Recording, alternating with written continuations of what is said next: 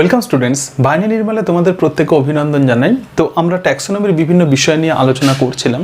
তো আজকে আমি আলোচনা করব ট্যাক্সোনমির ক্লাসিফিকেশন সম্বন্ধে। ওকে, অর্থাৎ ক্লাসিফিকেশন কত রকমের হয় এবং বিভিন্ন সায়েন্টিস্ট অর্থাৎ ডিফারেন্ট টাইপের যে ক্লাসিফিকেশন আছে সেই ডিফারেন্ট টাইপের ক্লাসিফিকেশন কোন সায়েন্টিস্ট দিয়েছিলেন, এই বিষয়গুলো কিন্তু অত্যন্ত গুরুত্বপূর্ণ। এবং তার সঙ্গে সঙ্গে পৃথিবীতে যে 1.7 মিলিয়ন স্পিসিস আছে, এই 1.7 মিলিয়ন স্পিসিসকে বিভিন্ন ট্যাক্সোনমিক পজিশন দেওয়ার জন্য যে প্রসেস ফলো করা হয় জেনারেলি তাকেই আমরা ক্লাসিফিকেশনস বলবো। সুতরাং যত সময় গেছে অ্যাকচুয়ালি মানুষের ইভলিউশনের সঙ্গে সঙ্গে যত সময় এগিয়েছে তত কিন্তু ক্লাসিফিকেশনের স্কিম বা ক্লাসিফিকেশনের টাইপস পরিবর্তিত হয়েছে। সুতরাং প্রথম থেকে এখনো পর্যন্ত কোন ধরনের ক্লাসিফিকেশনস ফলো করা হয় সেই বিষয়গুলোই প্রধানত আমাদের আজকের আলোচনা। তাহলে প্রথমেই দেখো what is classification. Actually classifications কাকে বলে? পৃথিবীতে যে বিভিন্ন প্রজাতি আছে on the basis of the similarity এবং ডিসিমিলারিটি বা সাদৃশ্য এবং বৈসাদৃশ্যের উপর ভিত্তি করে জীবদেরকে গ্রুপিং করার যে প্রসেস জেনারেলি তাকেই আমরা ক্লাসিফিকেশন বা শ্রেণীবিন্যাস বলবো। ওকে, যেমন ধরা যাক আমরা বলতে পারি যে পৃথিবীতে দুই ধরনের এনিম্যালস আছে, মেরুদণ্ডী এবং অমেরুদণ্ডী। সুতরাং পৃথিবীতে যত মেরুদণ্ডী প্রাণী আছে অর্থাৎ যাদের ভার্টিব্রাল কলাম আছে তারা একটি গ্রুপে এবং যাদের ভার্টিব্রাল কলাম নেই তারা একটা গ্রুপে। সুতরাং এই যে সিমিলারিটি এবং ডিসিমিলারিটির উপর ভিত্তি করে পৃথিবীতে সমস্ত এনিম্যালসকে আমরা দুটো ব্রড গ্রুপে ভাগ করে দিচ্ছি। তো এই প্রসেসকেই জেনারেলি ক্লাসিফিকেশন বলা হয়। ওকে, একটু সায়েন্টিফিক ডেফিনিশনস আমরা দেখে নিই। তো classification is the scientific ordering of organisms, অর্থাৎ পৃথিবীতে যে জীব আছে তাদেরকে বিজ্ঞানসম্মত পদ্ধতিতে তাদেরকে অর্ডারিং করা হবে on the basis of relationship.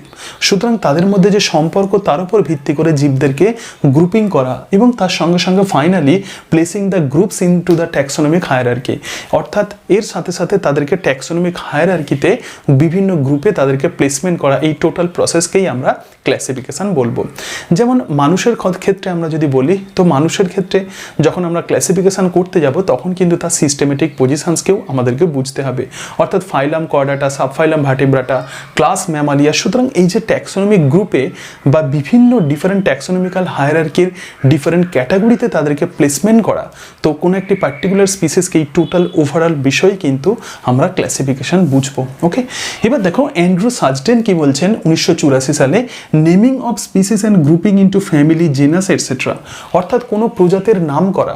সুতরাং কোনো একটি অ্যাকচুয়ালি পৃথিবীতে রিয়েল এক্সিস্টেন্স বলতে আমরা প্রজাতিকেই বুঝি বা স্পিসিসকেই বুঝি, তাহলে কোনো প্রজাতির নাম দেওয়া এবং তার সঙ্গে সঙ্গে সেই প্রজাতিকে বিভিন্ন ট্যাক্সোনমিক গ্রুপে প্লেসমেন্ট করা, অর্থাৎ সেটি কোন কিংডমের অন্তর্গত, কোন ফাইলাম, কোন ক্লাস, কোন অর্ডার, কোন ফ্যামিলি, কোন জেনাস।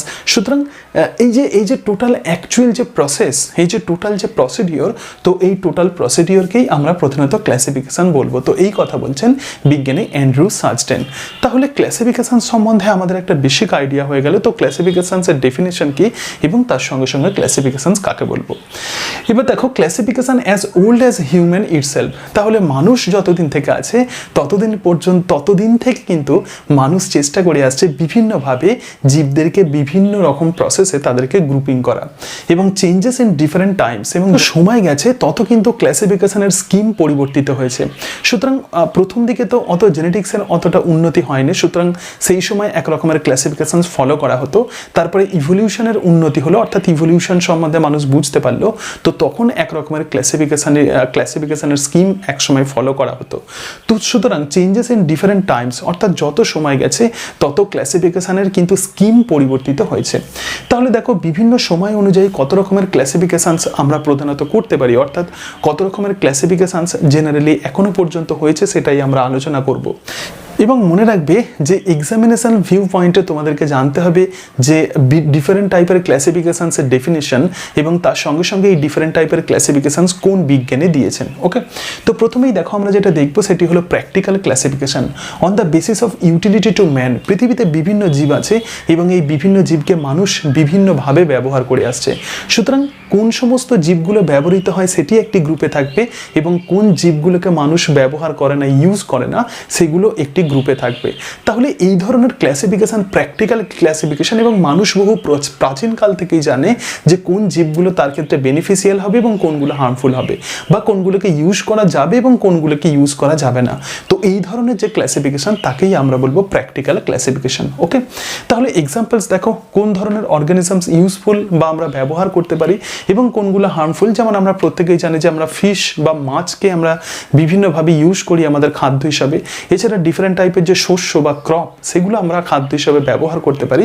সুতরাং সেই সমস্ত অর্গানিজমসগুলো কিন্তু ইউজফুল, তারা একটা গ্রুপে চলে গেল। এবং কিছু হার্মফুল আছে যেমন মস্কুইটো হার্মফুল, ডিফারেন্ট টাইপের হেলমিন্থ হার্মফুল, সুতরাং তারা একটা গ্রুপে চলে গেল। তো এই ধরনের যে ক্লাসিফিকেশান এটি প্র্যাকটিক্যাল ক্লাসিফিকেশান। এডিবল এবং ইনএডিবল অর্থাৎ কোনগুলোকে খাদ্য হিসাবে আমরা গ্রহণ করতে পারি এবং কোনগুলোকে খাদ্য হিসাবে গ্রহণ করতে পারি না। সুতরাং এই টাইপের যে ক্লাসিফিকেশান একেই আমরা বলবো প্র্যাকটিক্যাল ক্লাসিফিকেশান। এবার দেখো আমরা যত সায়েন্টিফিক মানে যত সময় গেছে তত কিন্তু ক্লাসিফিকেশান কিন্তু সায়েন্টিফিক হয়েছে। তা এরপরে যে ধরনের ক্লাসিফিকেশান ছিল সেটি হলো artificial classification. When to or morphological or the superficial ক্যারেক্টার্সকে যখন কনসিডার করা হয়, অর্থাৎ পৃথিবীতে যে জীব আছে তাদের যে এক্সটার্নাল ক্যারেক্টার তাকেই আমরা বলবো মরফোলজিক্যাল ক্যারেক্টার।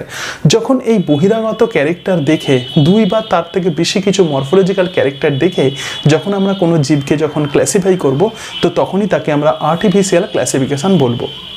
সুতরাং এক্ষেত্রে বহিরাকৃতির দিক থেকে অর্গানিজমসকে পৃথক করা হয়। যাদেরকে দেখতে একই রকম তারা একটি গ্রুপে থাকবে এবং যাদেরকে দেখতে অন্য রকম তারা অন্য গ্রুপে থাকবে। সুতরাং এই ধরনের যে ক্লাসিফিকেশান এটা আর্টিফিশিয়াল ক্লাসিফিকেশান এবং পরীক্ষাতে কিন্তু প্রচুর আসে যে কোন সায়েন্টিস্ট এই ধরনের আর্টিফিশিয়াল ক্লাসিফিকেশান ফলো করতেন। প্রথমেই দেখব যে অ্যারিস্টটলের কথা। তো অ্যারিস্টটল অ্যানিম্যালসকে দুটো গ্রুপে ভাগ করলেন, ব্রড দুটো গ্রুপে ভাগ করলেন। একটি হলো এনাইমা এবং আরও একটি অ্যানাইমা। অর্থাৎ যে সমস্ত এনিম্যালসের রক্তের রং লাল তারা এনাইমা এবং যাদের রক্তের রং অন্য কালার নট রেড তারাই হলো অ্যানাইমা। ওকে, অর্থাৎ ব্লাডে আরবিসি থাকে বা লোহিত কণিকা থাকে তারাই হলো এনাইমা এবং যাদের আরবিসি থাকে না তারাই হলো অ্যানাইমা। সুতরাং এই ধরনের যে ক্লাসিফিকেশন এটি কিন্তু আর্টিফিশিয়াল ক্লাসিফিকেশন, এটি অত্যন্ত প্রাচীন ক্লাসিফিকেশন। এবং অ্যারিস্টটলের ছাত্র থিওফ্রাস্টাস তিনি কি করলেন, প্ল্যান্টসদেরকে তিনটে ব্রড ক্যাটাগরিতে ভাগ করলেন, হার্বস, শ্রাবস এবং ট্রিজ।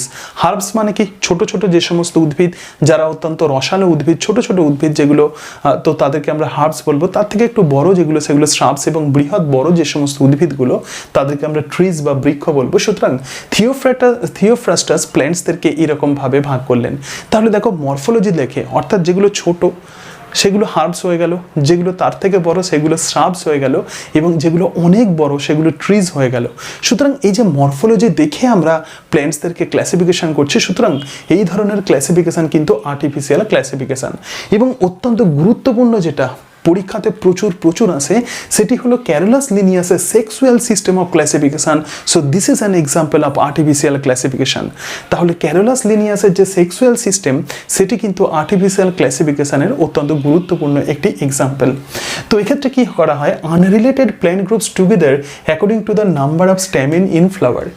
ক্যারোলাস লিনিয়াস ফুলেতে বা ফ্লাওয়ারে স্ট্যামেন বা পুংকেশরের সংখ্যা অনুযায়ী প্ল্যান্টসদেরকে ভাগ করেছিলেন। যেক্ষেত্রে ধরা যাক দুটি পুংকেশর আছে তারা একটি গ্রুপে, তিনটি পুংকেশর আছে তারা অন্য গ্রুপে। সুতরাং এটি কিন্তু একটি সায়েন্টিফিক অ্যাপ্রোচ। ওকে, সো এটা অনেক বেশি মোর দ্যান সায়েন্টিফিক হতে চলেছে দ্যান দ্য প্র্যাকটিক্যাল ক্লাসিফিকেশনের তুলনায়। তাহলে এই ধরনের ক্লাসিফিকেশন ক্যারোলাস লিনিয়াসের সেক্সুয়াল সিস্টেম অফ ক্লাসিফিকেশন এটি কিন্তু আর্টিফিশিয়াল ক্লাসিফিকেশনের এক্সাম্পল। তো এক্ষেত্রে আর্টিফিশিয়াল ক্লাসিফিকেশনের কিছু ড্রব্যাকস আছে, যেমন আনরিলেটেড যে সমস্ত গ্রুপ, অর্থাৎ আমি প্রথমেই বলেছিলাম যে ক্লাসিফিকেশন মানে রিলেটেড অর্গানিজমসগুলোকে একই গ্রুপে প্লেসমেন্ট করা। তো এক্ষেত্রে আনরিলেটেড গ্রুপগুলো অনেক সময় একই গ্রুপে চলে যায়, এটাই কিন্তু আর্টিফিশিয়াল ক্লাসিফিকেশনের ড্রব্যাকস। তো লিনিয়াসের যে সেক্সুয়াল সিস্টেম অফ ক্লাসিফিকেশন যদিও সেটা অনেক বেশি সায়েন্টিফিক ছিল, সেই সময়ে অনেক বেশি সায়েন্টিফিক অ্যাপ্রোচ ছিল তার, কিন্তু তবুও আনরিলেটেড প্ল্যান্ট গ্রুপস এক্ষেত্রে কিন্তু একই ক্যাটাগরিতে চলে এসেছিল এবং সেটাই কিন্তু আর্টিফিশিয়াল ক্লাসিফিকেশনের অত্যন্ত গুরুত্বপূর্ণ ড্রব্যাকস। এবং তার সাথে সাথে আর্টিফিশিয়াল ক্লাসিফিকেশনে অনেক সময় জীবের হ্যাবিটেট অনুযায়ী জীবদেরকে ক্লাসিফিকেশন করা হয়। এক্ষেত্রে দেখো ফ্রগ এবং হাউস ফ্লাই। তো তো ফ্রগ কি করে, ফ্রগ যত তার ডেভেলপমেন্টাল স্টেজ যত এগোয় সে কিন্তু তার হ্যাবিট্যাটকে চেঞ্জ করে। যেমন ফ্রগ জেনারেলি সে যখন লার্ভা কন্ডিশনে থাকে তখন সে অ্যাকোয়াটিক হয়, অর্থাৎ জলে থাকে, কিন্তু যখন সে অ্যাডাল্ট হয় তখন সে টেরিস্ট্রিয়াল হয়ে যায়। তাহলে এই যে একটি স্পিসিস যাকে আমরা বলছি টেরিস্ট্রিয়াল, কিন্তু তার ডেভেলপমেন্টাল স্টেজে আমরা দেখছি তার হ্যাবিট্যাট কিন্তু ডিফারেন্ট। তো এটি কিন্তু আর্টিফিশিয়াল ক্লাসিফিকেশনের একটি ড্রব্যাকস। এর সঙ্গে সঙ্গে হাউস ফ্লাই, তো হাউস ফ্লাই জেনারেলি টেরিস্ট্রিয়াল হয় যখন লার্ভাল কন্ডিশনে থাকে, স্থলভূমিতে থাকবে, কিন্তু যখন সে অ্যাডাল্ট হয় তখন সে এয়ারিয়াল হয়ে যায়, অর্থাৎ বাতাসে সে তখন থাকে।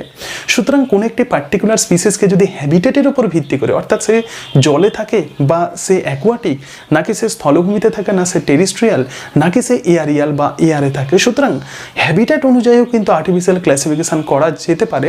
কিন্তু কিছু কিছু অর্গানিজমস আছে যারা তাদের ডেভেলপমেন্টাল স্টেজে তাদের হ্যাবিটেটকে চেঞ্জ করে দেয়, সুতরাং এই ক্ষেত্রে কিন্তু আর্টিফিশিয়াল ক্লাসিফিকেশন ঠিকঠাকভাবে মেনটেন হয় না।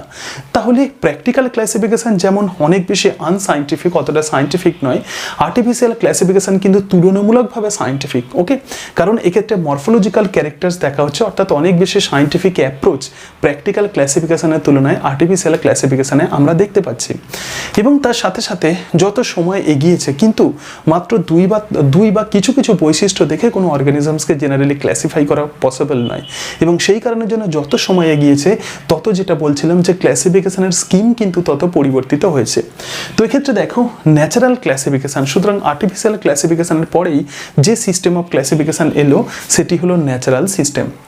তো ন্যাচারাল সিস্টেম অফ ক্লাসিফিকেশনে কী করা হয়, কোনো অর্গানিজমসকে যখন ক্লাসিফাই করা হয় তখন এক্ষেত্রে তার মরফোলজি দেখা হয়, অর্থাৎ তার বহিরাকৃতি দেখা হয়, অ্যানাটমি দেখা হয়। অর্থাৎ এক্ষেত্রে আমরা বলতে পারি যে হার্টের যদি আমরা স্ট্রাকচার দেখি, দুটি অরিকেল, অথবা একটি অরিকেল একটি ভেন্ট্রিকেল যদি হয় তাহলে সে ক্লাস ফিশ হতে পারে বা পিসেস হতে পারে, এবং দুটি অরিকেল একটি ভেন্ট্রিকেল যদি হয় তাহলে অ্যাম্ফিবিয়া। সুতরাং এটাই হলো অ্যানাটমি। তাহলে এই অনুযায়ী আমরা জীবদেরকে ক্লাসিফিকেশন করতে পারি। এর সঙ্গে সঙ্গে ফিজিওলজি, সাইটোলজি এবং বায়োকেমিস্ট্রি, সুতরাং অনেক বেশি সাইন্টিফিক ক্যারেক্টার্স এক্ষেত্রে ন্যাচারাল সিস্টেম অফ ক্লাসিফিকেশনে ফলো করা হয়। তাহলে morphology, anatomy, physiology, cytology, biochemistry ইত্যাদি ফিল্ড যখন ব্যবহার করা হয় ক্লাসিফিকেশন করতে গেলে, জীবদেরকে গ্রুপিং করতে গেলে, তখন যেই ধরনের ক্লাসিফিকেশন, তো তাকেই আমরা বলবো ন্যাচারাল সিস্টেম অফ ক্লাসিফিকেশন। তো ন্যাচারাল সিস্টেম অফ ক্লাসিফিকেশন দেখো অনেক বেশি কিন্তু এটা সাইন্টিফিক হচ্ছে, অর্থাৎ closely related organisms in the same group. এতক্ষণ আমরা যেটা দেখছিলাম যে ক্লোজলি রিলেটেড অর্গানিজমস ডিস্টেন্ট গ্রুপে চলে যাচ্ছে, ওকে, কিন্তু এক্ষেত্রে ক্লোজলি রিলেটেড অর্গানিজমস যখন অনেকগুলো ক্যারেক্টার্সকে ফলো করবো ক্লাসিফিকেশন করতে গেলে, তখন ক্লোজলি রিলেটেড অর্গানিজমস কিন্তু একই গ্রুপে চলে আসবে। যেমন ক্যারোলাস লিনিয়াস তার সিস্টেমা নেচারি গ্রন্থে দুটো কিংডম সিস্টেম অফ ক্লাসিফিকেশন বলেছিলেন ক্যারোলাস লিনিয়াস। তাহলে ক্যারোলাস লিনিয়াসের আর্টিফিশিয়াল সিস্টেম অফ ক্লাসিফিকেশনে যেমন আছে, তার সঙ্গে সঙ্গে ন্যাচারাল সিস্টেম অফ ক্লাসিফিকেশনও তিনি কিন্তু দিয়েছিলেন।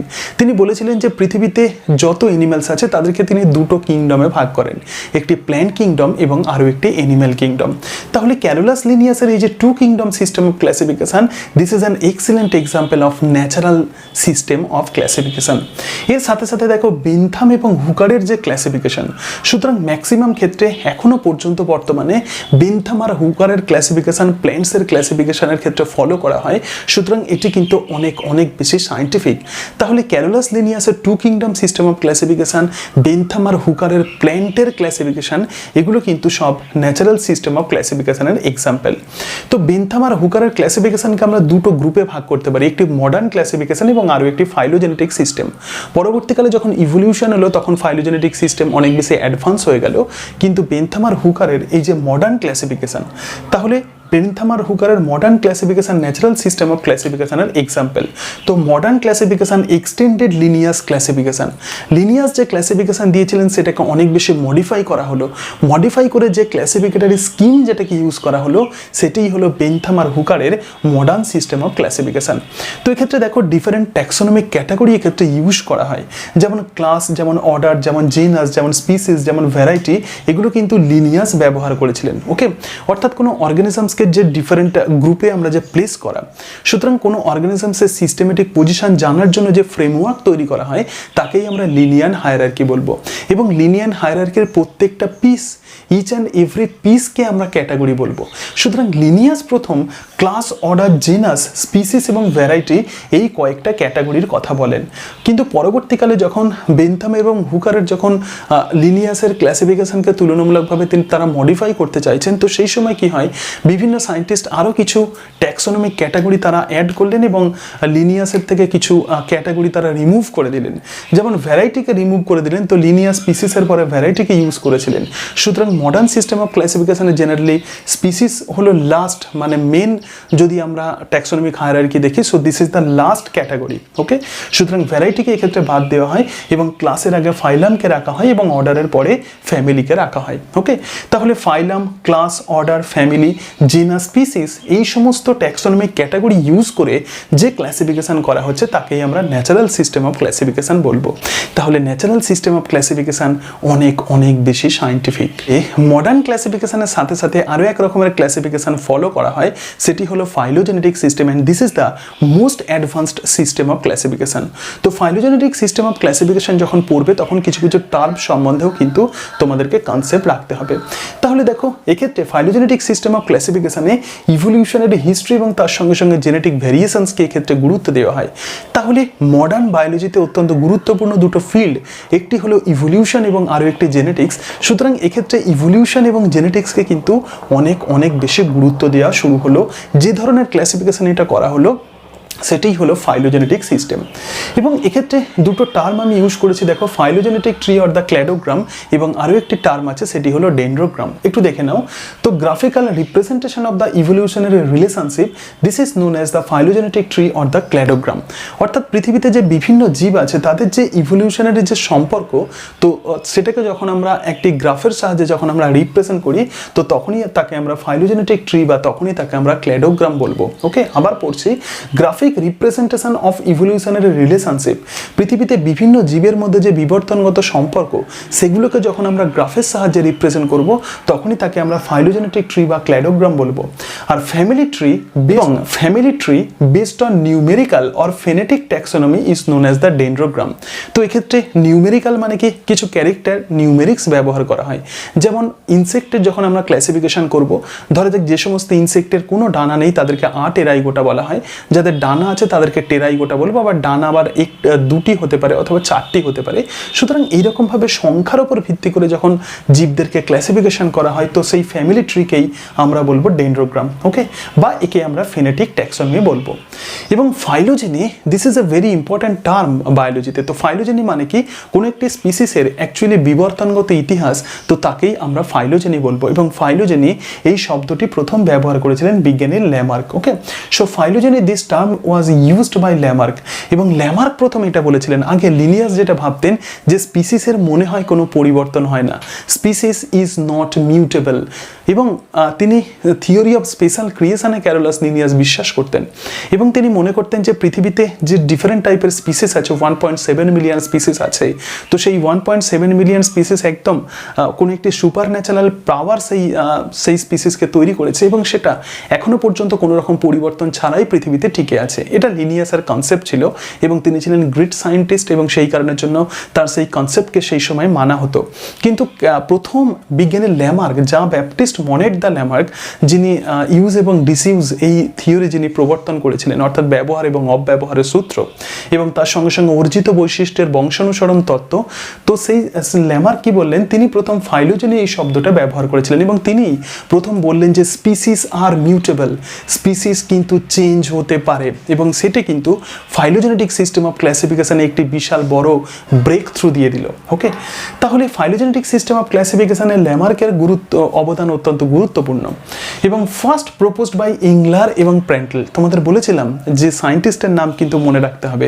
সুতরাং ইংলার এবং প্র্যান্টলের যে ক্লাসিফিকেশন সেটি হলো ফাইলোজেনেটিক সিস্টেম অফ ক্লাসিফিকেশন। এবং তার সঙ্গে সঙ্গে এইকলার, হাচিনসন, টিপ্পো, ক্রনকুইস্ট, সুতরাং এদের যে ক্লাসিফিকেশন, আবার বলছি এইকলার, হাচিনসন, টিপ্পে এবং কনক্রুয়েস্টের সিস্টেম অফ ক্লাসিফিকেশন, এগুলোও কিন্তু ফাইলোজেনেটিক সিস্টেম অফ ক্লাসিফিকেশন। ওকে, ক্লাসিফিকেশনে তোমাদের মোটামুটিভাবে এই বিষয়গুলোই পড়তে হবে এবং তোমাদেরকে এটা মাথায় রাখতে হবে যে কোন ধরনের ক্লাসিফিকেশন কোন সায়েন্টিস্ট দিয়েছিলেন। আমি আরও বলে দিই ইম্পর্টেন্ট পয়েন্টস যেগুলো।